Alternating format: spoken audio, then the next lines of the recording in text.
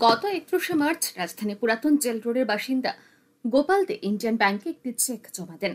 চেকটিতে উল্লেখিত অর্থের পরিমাণ ছিল ৭৯,৫৬০ টাকা।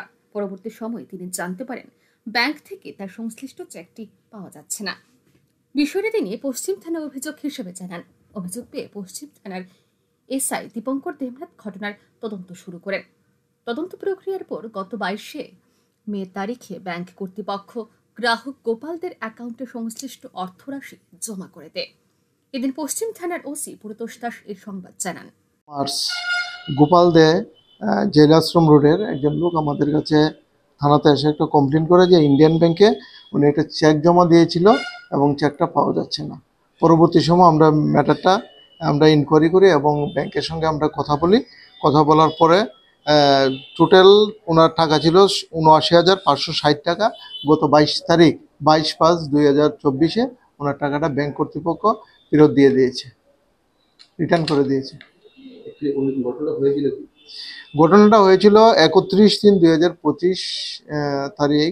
উনি একটা চেক ইন্ডিয়ান ব্যাংকে জমা করে পরবর্তী সময় জানতে পারে যে ওনার চেকটা ব্যাংক থেকে পাওয়া যাচ্ছে না এবং এই ম্যাটারটি নিয়ে আমাদের কাছে একটা কমপ্লেন করে উনি এবং আমরা তদন্ত নেমে এসআই দীপঙ্কর দেবনাথ ঘটনাটি তদন্ত করার পর ব্যাংকের সঙ্গে ম্যাটারটি নিয়ে টেক আপ করার পর পরবর্তী সময় ব্যাংক ওই টাকাটা তাদেরকে দিয়ে দেয়, পেমেন্ট করে দেয়।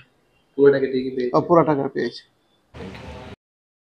টাকা ফেরত পেয়ে মঙ্গলবার পশ্চিম থানার ওসি সহ পুলিশ আধিকারিকদের অভিনন্দন জানাতে থানায় আসেন গোপাল দে।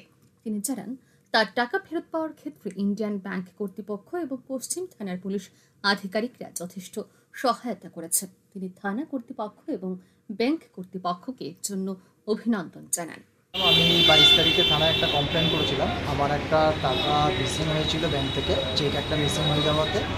তো আমি থানাতে ২২ তারিখে কমপ্লেন করেছিলাম। ব্যাংকের অ্যাসিস্ট্যান্ট ব্রাঞ্চ ম্যানেজার আমায় বলেছিল টাকাটা দেবেন।